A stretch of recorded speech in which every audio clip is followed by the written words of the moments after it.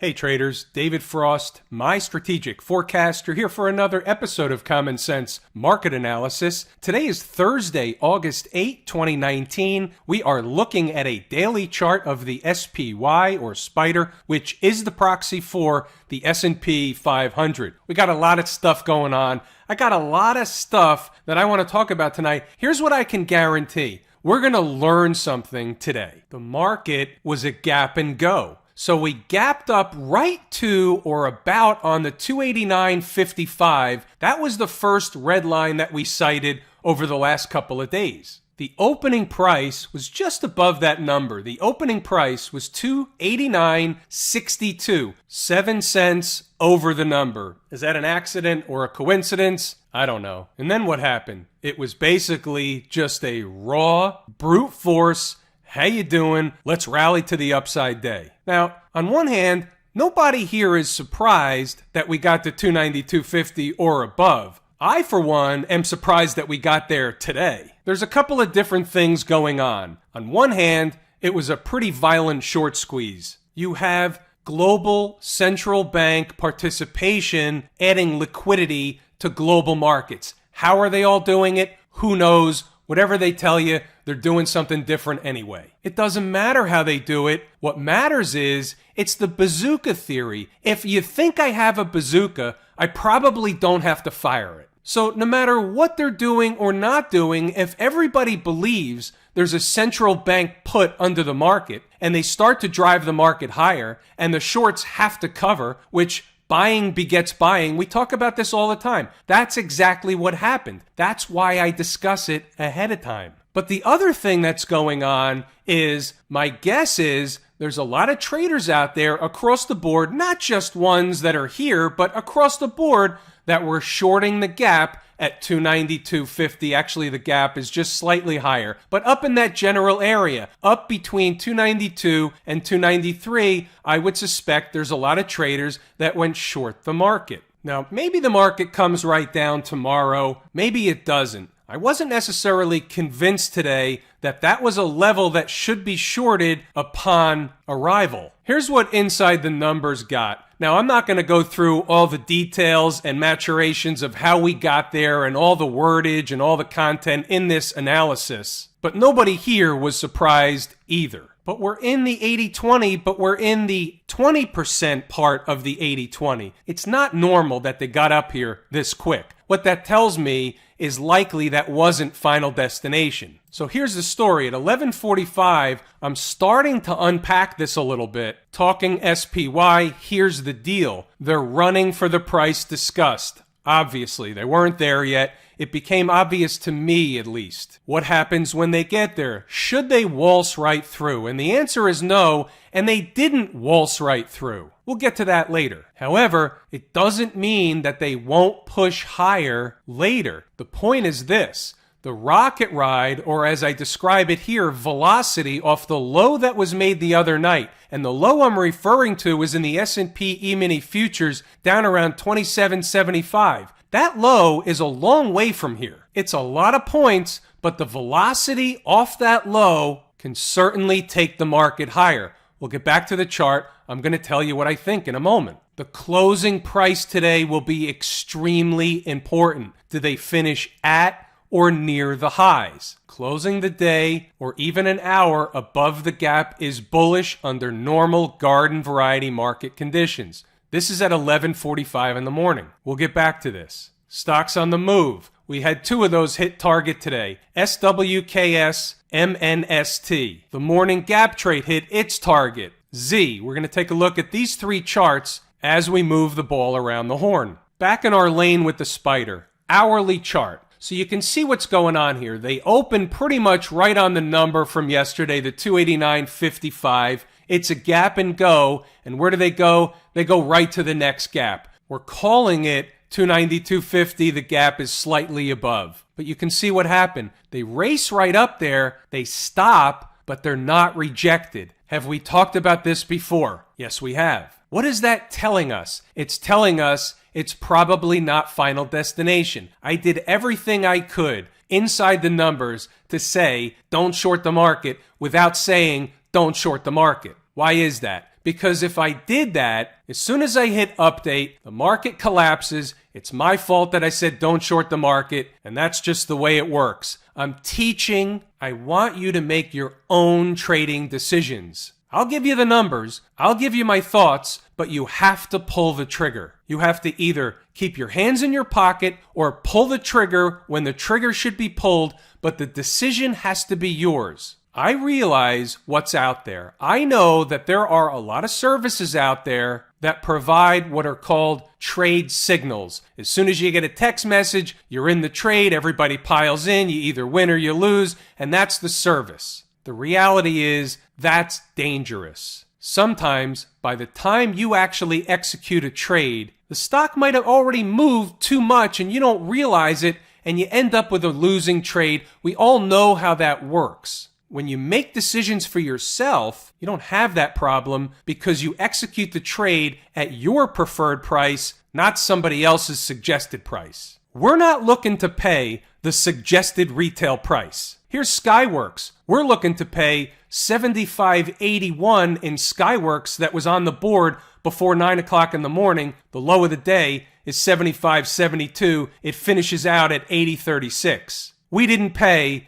the suggested retail price. Here are the numbers on Monster Beverage. There were two of them. Whether you bought one, both, average, doesn't matter. You can see where the low of the day is, and you can see where it finished out, above $62. It's ridiculous. Zillow, a morning gap trade. Wasn't the same story. Could have got stopped out, could have averaged in, didn't do what it was supposed to do. It didn't do what the other ones did, but you can't win them all. Some are better than others. We're in the risk business. Sometimes they work out quickly, sometimes they take a while, sometimes they don't work, and sometimes we get stopped out and it works anyway and we feel like a fool. It's the market's job to make as many traders and investors feel like a fool as much of the time as possible. That's the way the market works. You traders from Inside the Numbers, I do appreciate all the messages. I can't respond to them all. It's not necessary, but thank you. I do appreciate you. All right, now let's get back to the daily chart of the SPY, and let's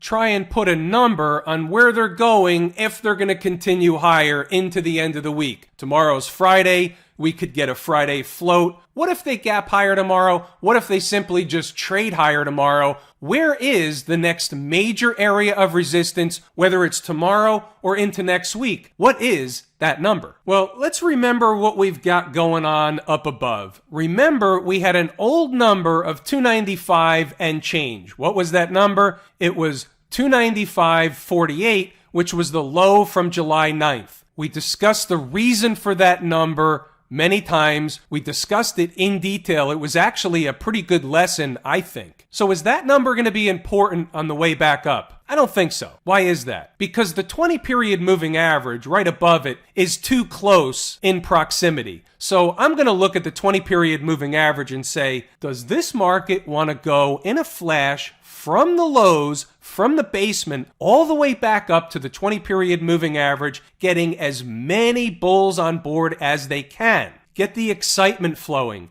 Get the blood flowing. Sell ad space. Central banks to the rescue. Everything's fine with China. We're going to have a deal with China. There's nothing to see in Iran. There's no problems in Europe. Just picture the discussion if you flipped on CNBC and the market was trading up around that 20-period moving average within the next day, 2 or 3. It would obviously be, once again, what correction? We have to be aware of that. Let's look at the other side for a second. So let's be clear. Let's understand what my expectation is. My expectation is that if we do this, the market's going to get hit again. Even if we do this and it takes a while, the market's going to get hit again from somewhere up here if it even gets that far. That's my working thesis today. However, I have to be aware of where we've come from the lows. We're up over 200 S&P handles from the lows that were made in the futures overnight the other night. That's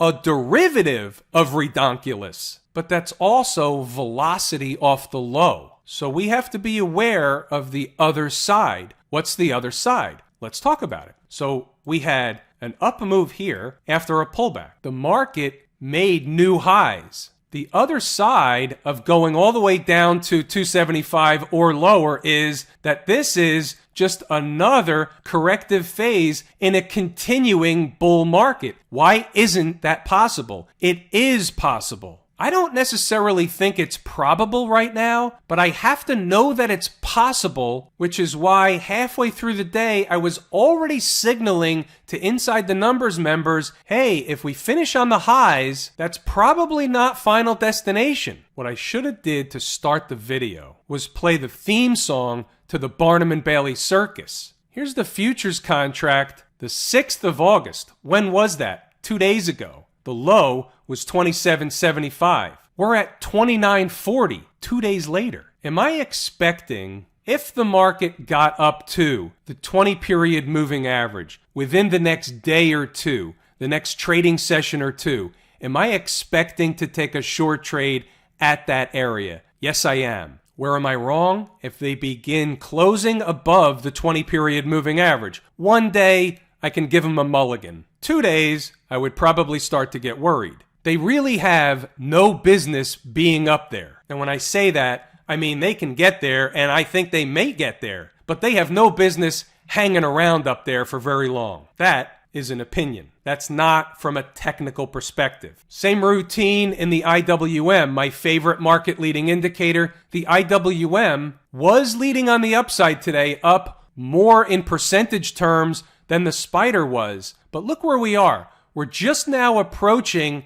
the moving averages, the 50, and then the convergence of the 100 and the 20. Can they get up through there and back to that trend line? I suppose anything is possible. I'm going to use the SPY as the gauge and that 20-period moving average as the gauge. And by the way, I'm not saying the S&P 500 has to get to the 20-period moving average. What I'm saying is, if they get there in the next couple of days, I'm expecting there to be a reaction in the other direction. I would think that would be, at least from a short-term perspective, final destination. But they can certainly turn around and head back down before they get there. I just want to make sure everybody's clear on that. Think of it in degrees of short trade. If I was going to short the market before the 20-period moving average, me, myself, and I would likely wait for a sign and a signal of a trend change. This way, I've got something to trade against.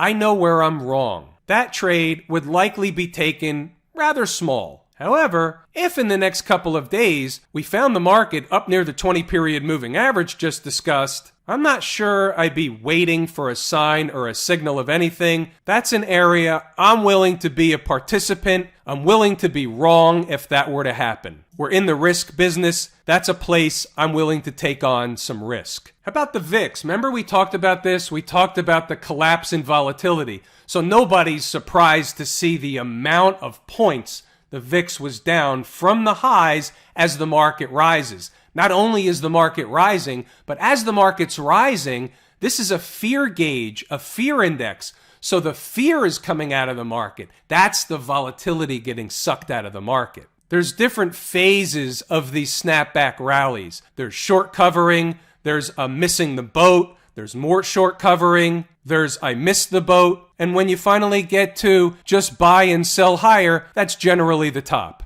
There are certainly much more eloquent ways to describe what I just described, but you should get the point. Anything to see down at the transportation department? Not really. Like we said yesterday, all markets are basically trading together. It's all the same market. So when you get these big rallies or big declines, they're all going to follow suit in the same direction, not necessarily to the same magnitude all day, every day, but generally speaking, that's what's happening. What's the first thing that pops out at me on this chart? We closed above the breakdown candle high. What does that mean? Under normal garden variety market conditions, we're going to see the market trade higher. That's what that means to me 80% of the time. 80-20 rule. The Qs, very bullish on the Qs. We were very bullish in the IWM. We were very bullish in the transports. It's the same script. It's unedited. Where's it going? I don't even have to tell you. Wanted to cover Bitcoin for a moment. Somebody asked for Bitcoin. I said I would cover it, and then I didn't cover it, so shame on me. So I'm covering Bitcoin. It's in an uptrend. Here's the point. It looks like it's putting in a bull flag pattern. You have this candle here. That could be one of those candles that we all know about. But it looks also like it's putting in a bull flag pattern, and you're uptrending. You're above all the moving averages. So it's really a bullish chart. But here's the risk. The risk is you can come all the way back down to the low of this breakup candle, buy these moving averages, still stay bullish, and continue to the upside. That's what buying now has in store in terms of risk, but it's in an uptrend, and that's what I see on Bitcoin. What does 10,475 represent? It represents around the price where there's an alert, so I can take a look at Bitcoin if it gets down there. The XLF down at the financial district. Wasn't that interesting the other day? We talked about it. We talked about the fact they missed the gap. Is that bullish? If they miss the gap and they immediately start trading away from it, most of the time it is. How do we know that? Because we talk about it all the time. It's the 80-20 rule. 80% of the time when we see that, it's bullish. Where is the XLF going? If they continue higher, first they're going to that gap